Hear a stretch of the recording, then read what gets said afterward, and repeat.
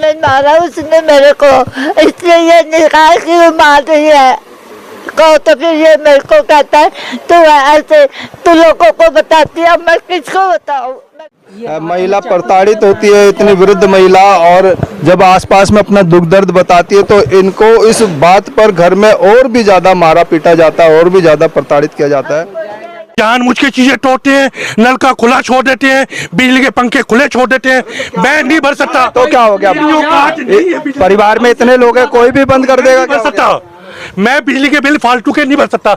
ये जानबूझ के नुकसान कर रहे हैं। हुआ तो था, कुत्ते ने खराब कर दिया। मेरे को कहते लेके, फिर भी मैंने बोला ले आऊंगी। ऐसे कोई चीज खराब पैदा मैंने किया है, पेंशन मांगी क्या किया है मैंने? अभी आपने मैंने पैदा किया है, ये बताइए मुझे। इतनी अच्छाई थी आप में, अभी तो बड़े बड़े शब्दों में। अगर सलूशन नहीं निकलता तो मैं अपने घर लेके जाऊंगी। अब बस ठीक है, जो कहीं भी गिर जावे जाकर मेरा नाम लगा दे, जो हर चीज में मेरा नाम लगा दे, जो 12 साल से मेरे पीछे पड़े, तुझे पता ना? नहीं, उन्होंने एक्सेप्ट करा है कि आप मारते हो। अरे मैं क्यों मारूंगी? उन्होंने एक्सेप्ट किया, वो आपस में लड़ते हैं, आपस में। तो वही तो कह रही, इसने मुझे लात मारी तो कोई नहीं देखेगा, क्योंकि मेरे हस्बैंड का कहना है कि हम ये दोनों जो है लड़ती रहती है, गाली गलौज कुछ चलता रहता है। मैं कुछ नहीं कर पाता। मैं उसको निशा रोज मारती है, आज क्या रोज मार रही है। अभी बात में मैं नमस्कार, मैं हूं रूप सिंह गुसाई और आप देख रहे हैं VS न्यूज 48 दिल्ली। आज समाज में रिश्ते बिगड़ते चले जा रहे हैं और किस हद तक बिगड़ते चले जा रहे हैं ये आपको यहाँ पर आज दिखाने की कोशिश करेंगे। एक यहाँ पर बुजुर्ग महिला है जिनके साथ लगातार उनके घर में अत्याचार हो रहा है, और इन माताजी का उम्र और इनके शरीर पर लगी चोटों से आप समझ सकते हैं कि किस तरह की जिंदगी इनके साथ ये बिता रही हैं अपनी जिंदगी। और इसमें इनकी जो है बहू ये अत्याचार सब कर रही है, इन माताजी का कहना है। इसके रहते इन माताजी ने जब अपने आस पड़ोस से बात करी तो ये एक सुनीता शर्मा जी हैं, इन्होंने इसमें हस्तक्षेप करते हुए समझाने की कोशिश करी। और ये इनके बेटे हैं मिस्टर राजीव। और यहाँ पर भारतीय जनता पार्टी के जो है सीनियर लीडर नरेश कुमार जी भी यहाँ पर मौजूद हैं, और युवा मोर्चा के पवन शुक्ला जी हैं, दीपक भाई हैं, और सभी यहाँ पर समाज की महिलाएं हैं। तो इन भाई को जो है राजीव जी को समझाने की कोशिश करी, और पिछले 1 घंटे से इनको लगातार समझा रहे थे। ये शायद डोमिनोज में काम कर रहे हैं, उठ करके चले गए कि मैं घर पर कपड़े बदल करके आ रहा हूँ, कहीं कंपनी बदनाम ना हो जाए। इन्हें कंपनी की बदनामी की चिंता है, अपनी पत्नी की चिंता है, लेकिन ये एक माँ बैठी है और ये जो इस समाज की महिलाएं हैं, हर आदमी को सामने मारा उसने मेरे को, इसलिए ये निकाल क्यों मार रही है को। तो फिर ये मेरे को कहता है तू ऐसे तू लोगों को बताती है, मैं किसको बताऊँ। मेरे को चोट लगेगी तो बताऊंगी नहीं। आप देख सकते हैं कि पूरे शरीर पर किस तरह की हालत है जब ये महिला प्रताड़ित होती है, इतनी वृद्ध महिला, और जब आसपास में अपना दुख दर्द बताती है तो इनको इस बात पर घर में और भी ज्यादा मारा पीटा जाता है और भी ज्यादा प्रताड़ित किया जाता है। इनकी बगल में ही इनकी उम्र के ही लगभग एक माताजी बैठी हैं, इनकी हालत देखिए। और इनका मतलब क्या समाज में ये किस तरह का जो है चल रहा है। एक बेटा जो है अपनी पत्नी से आखिर इतना क्यों डरता है? उसे अपनी पत्नी की चिंता है, अपनी बेटी की चिंता है, लेकिन अपनी माँ की चिंता नहीं है। उसका कहना है कि हम 2 भाई हैं और हम दोनों पर इस माँ की जिम्मेवारी होनी चाहिए।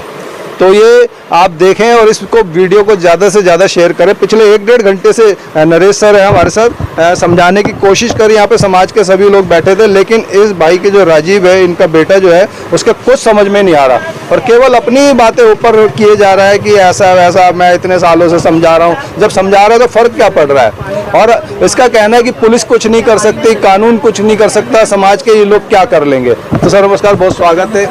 इन सब बातों को लेकर के आप क्या कहना चाहेंगे जो पिछले 1 घंटे से आप समझा रहे हैं? रूप भाई, आपने और व्यास जी ने बहुत समझाने की कोशिश की, लेकिन मुझे समझ में नहीं आ रहा कि समाज का इस तरीके का चेहरा भी हमें देखने को मिल रहा है। एक बेटा वो ये कहता है कि मैं अपनी माँ के लिए कुछ नहीं कर सकता, उसे अपनी वाइफ की इतनी चिंता है।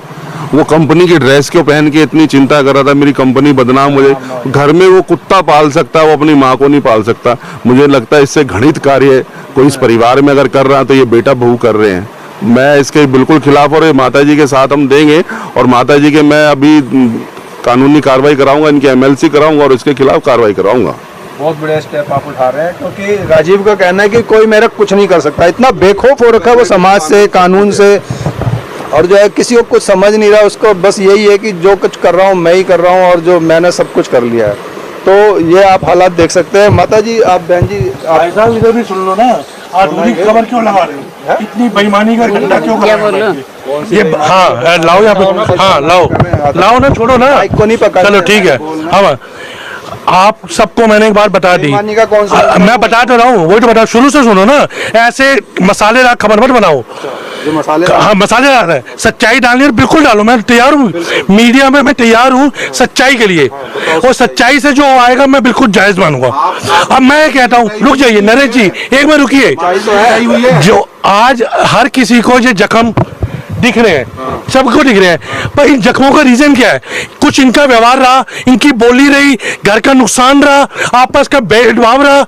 आज इनको इसलिए दिखाया जा रहा है क्योंकि ये इन वजह से बुजुर्ग व्यक्ति को मारा जाएगा परिवार में। मारा क्या, लड़ाई तो दोनों में हो रही है, चोट है उसकी भी आ रही है। आपकी पत्नी आ रही है? मैंने वो बता दिया उसको, ठीक है। पर मैं इतना जानता हूं कि सलूशन के लिए ना दो इंसानों को एक होना पड़ेगा। अगर आप ये कहते हो कि एक इंसान को सुधरेगा और दूसरा कुछ भी करे उसको छूटे, क्यों? क्योंकि वो बुजुर्ग है। तो मैं उसमें साफ कहता हूं कि मैं कुछ नहीं कर सकता। मैं तब कुछ कर सकता हूं जब दोनों इंसान मेरी बात माने, जब मैं दोनों में आपस में भेदभाव। चलिए मान लीजिए आपकी बात, पर अभी इन्होंने कहा कि भाटिया जी कह रहे हैं कि इनको कोई खौफ मुझे भगवान का है कि अगर मैं गलत काम कर रहा हूं मैं भुगतूंगा, पर मुझे किसी इंसान का खौफ नहीं है, क्योंकि इंसान मेरा कोई बिगाड़ लेगा। मुझे किसी इंसान का कोई खौफ नहीं है। ये मीडिया वाले सामने आके कह रहे हैं हम ये कर देंगे वो कर देंगे, तब मैंने कहा तुम कुछ नहीं कर सकते। क्यों? मैंने क्यों कहा?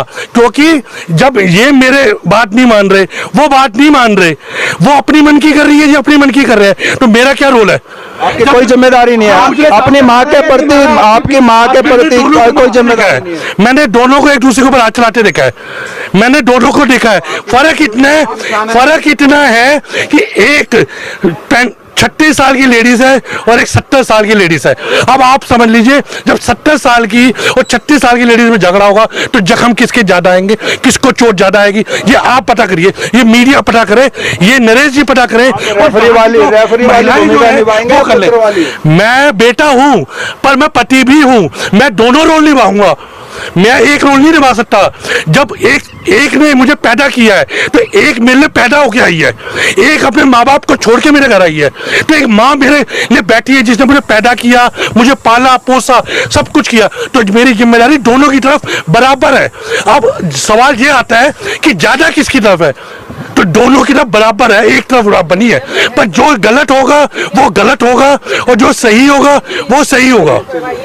माता जी से आपको कब मारा गया था? इनके सामने मार रही थी? सामने कल तो सामने मारा, रोज मारते हैं ना, कहते तू जानो मतलब कोई मतलब नहीं लिया इन्होंने? नहीं कहते तू जानो, मैं इनको कहती हूँ जब मेरे को ये मारते कहते मुझे नहीं पता, तू जाने मुझे नहीं पता।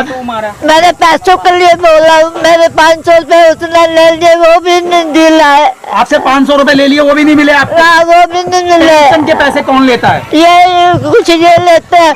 कल उसने 500 मेरे को बोली वापस ले आ, मैंने कहा सुबह लाऊंगी। मेरे बटुए में जितने पैसे थे सारे ले लिए। फिर क्या कहते लेके दिखा, मैं नहीं दूंगी।